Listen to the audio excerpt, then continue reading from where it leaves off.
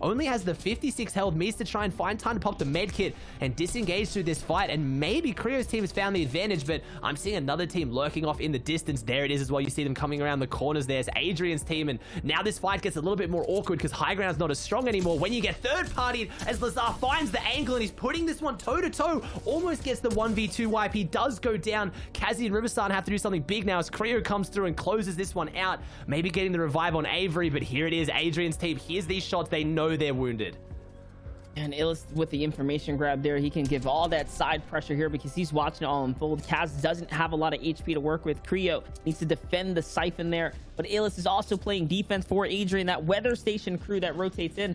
I mean, they had a vehicle, so they whipped around really quickly. They have an angle on this fight here. Oh. And the sniper shot wasn't ready, but the knock is still gonna come through. Jeez. My gosh, way to switch and land all the shots that you needed.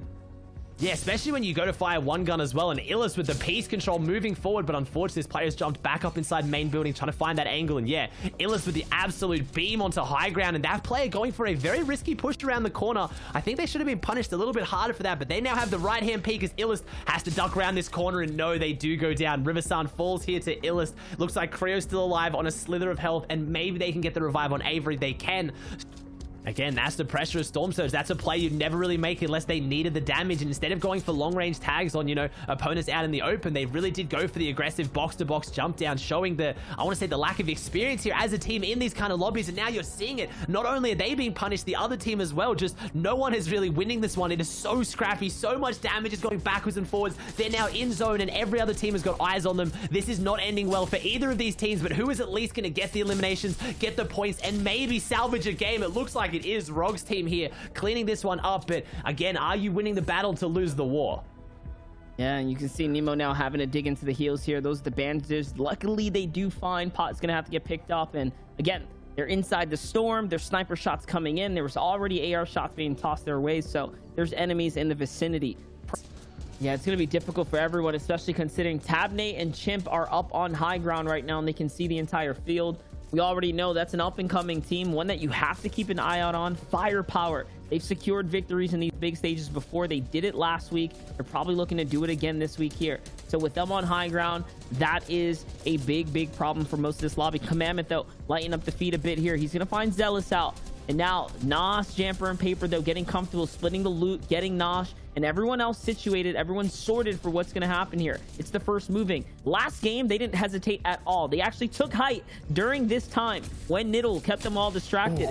Dragon Fire shot's going to connect there. So again, Nosh has got the firepower, and they're going to be looking to probably fight for height again. Yeah, he's got the firepower literally in the hands of Nosh. You saw how good of a fighter he is last game with that epic assault rifle, too, of the follow-up, because that's the one downside of that Dragon shotgun. Only one shot to make it count. He's looking really good coming into this endgame. Zaitsaf and Stretch situated in a good spot. Bounces coming out, so I have to imagine this first rotating zone is going to be going more towards Flopper Island, back towards Craggy on the edge, because they're really trying to situate on front side, and there it is. It's just, when you get the high caliber players like this, you can predict where zones are based on their movement, because they prioritize getting to that front side, and looks like they want to hold ultimate low. They're not building up here, so Sentence team, the low ground kings, maybe have a kind of a, I don't know, a competitor on the block, and with that Dragonfire shotgun, that is one of the key recipes that is in Sentinel's arsenal, usually coming out of Misty Meadows, being able to buy that from Condor, the NPC there. So things looking really scary for both teams. They're probably going to collide as Stretch takes down Jack. You talked about it, Monster. Bit of rivalry going on there, and looks like they're finding each other a lot in the mid game as Saf takes down another player of that team as well. Yeah, and this high ground hold, they're so up in the air. They're almost untouchable here. Blake, Ronaldo, and Okis being the second to height here, and Teo's putting all focus onto them, and this is a great shot to just show you guys the layer control from different teams right here. There's so much threat that comes in to what layer you decide to pick, right? If your layer has too many players, you're going to have to switch, and if you don't, you're gonna have to face those players on that layer eventually, and that's why you see everyone try to divvy up. Everyone wants to get comfortable. Obviously, high ground being the easiest to kind of simplify the solution. You're up here, it's usually cleared. No one's up here with you, and that's kind of how it breaks out. So take a look there. Second height has the biggest issue here. That's Ronaldo and Blake.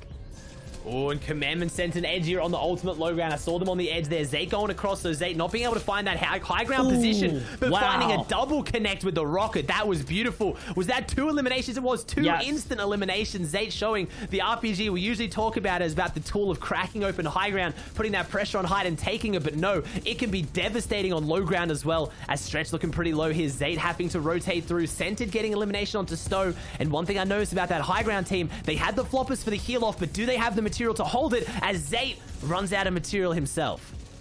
There it is. They end up on 18 points. Not bad for them. A big jump up, but either way, it's not going to be enough here as the real placement points are yet to be given out. And now, finally, we break into that top 10. Edge is going to get picked up. This is a rare occurrence, a pickup so late into the games here. A zone 8 pickup, a zone 8 save. And now, you know, that's a gun that you want active right now. Edgy, dangerous in these final moments here as a full trio. We haven't seen them operate like this in quite some time. It's been, I'd say, one or the other right in the lead up to now. But having them all together now gives me hope that they can actually do something here.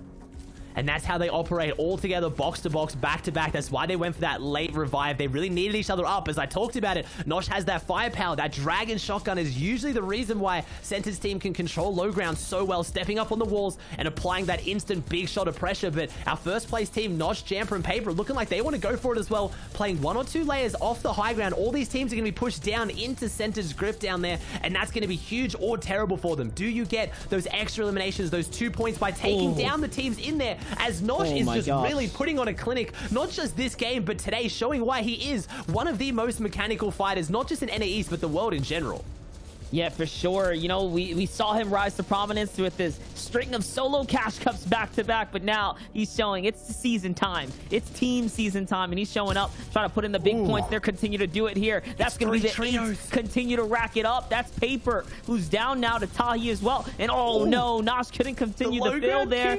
He actually just missed, and exactly it is the low ground boys themselves putting up the fight.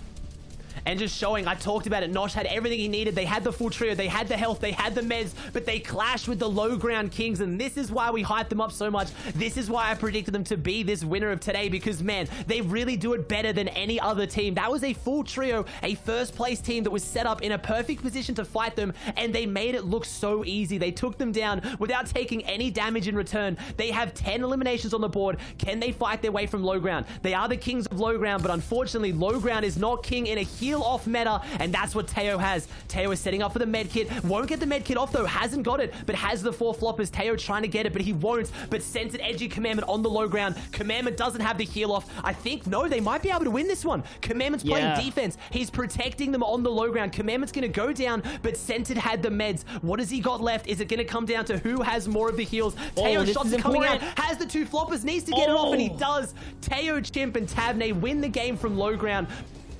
Yep. Yeah, it's harder to get your damage from up here. They might just need to go for the placement points as well. They don't need too many eliminations. We talked about it. 30 points for the victory hour is honestly enough. If you've got the material, if you've got the meds to hold it up there, a Scented, Edgy, and Commandment finding in themselves in all sorts of trouble. I think Scented's down to, I think, a slither of health, if at all. Commandment's in here as well. Edgy doesn't have any health. Can't even stop and use his minis. Has to prioritize the builds and the tarping. Doing a really good job of that, though, so far. Edgy pushing his team in, hitting the bounce pad, and if they manage to survive this, I think Scented just went down. He did go down to Spook. Edgy and Commandment having to do something big. That is your 3rd place team now in all sorts of trouble. Your 1st place team is out. So 2nd place, Teo, Chimp, and Tab have the pressure on them now to really surge up the leaderboard. Or do we see a new face on top?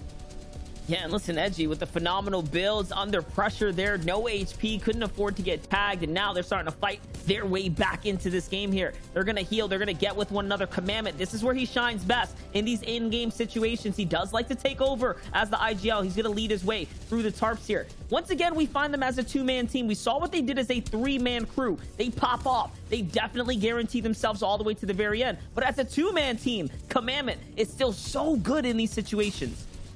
Yeah, they really are. Commandment at the front of the tarps, leading those builds, cutting off the other teams. Edgy with the firepower. They're both going to have to slow down. This is called staggering. The zone's going to go past them further forward, but the priority there was to get the med kits off, and now Shotgun's out with 22 builds. They're probably going to try and break their way through an opponent's tarp. They're trying to find a target. Who's built a tarp? Who's looking like someone we can jump on? Let's try and find them, as right now they don't have the material to keep going. Pretty soon they're going to have to take that ultimate low position, which they are now, and this is where they do. They try to find a team. They have to go aggressive. There is no point holding on to what little loot they have, because they'll only get a few more placement points. They want to try and get the big refresh that they need, and that's what's so scary for low ground teams down here. You're dealing with Commandment and Edgy with their backs against the wall. They need the elimination as they're going to use their last few builds to take this box and try and hold out and ambush someone. Commandment looking for the angles, finds it. Edgy's there as well. Can they get the big refresh they need? And someone has lurked into their domain. Someone has come into the dungeons as Commandment takes down Sid. Someone up against the wall. Do we get to see that big tack used? We do, but unfortunately Commandment's taken big shots, and this is why they're so good on the low ground, taking down Avery. Commandment's not getting the refresh, has the edit, jumps around the angle and misses the shot. Unfortunately, Commandment will fall. Our low ground kings are out of this. What can the other teams do to scramble their way up this hill? That was crazy. It was so close either which way. It's Teo, Chip, and Savnet once again popping off. How do they find themselves in such a strong position here? And again, look at the charge putting in work here. That purple charge, a favorite for competitive players for that big damage. Usually you want tack back here though, but he doesn't care. He's holding it. It's charged and it's ready to connect. It's Clarity, G, and Niddle who's down low. A 3v2 situation. No HP on the other side of the wall, and they will clean it up. But the strong performance there, 9 elims for Tabney, Chip, and Teo. Points. Yeah, and this is actually, you know, they 2 victory rounds in a row, and this is the first time on NA East that 2 victory rounds have come back to back. So very impressive from these guys. I am extremely impressed, and they're also on pace to beat out some of those high points that we've seen in some of the other qualifiers, like Colazo, D-Roller, and Class last week.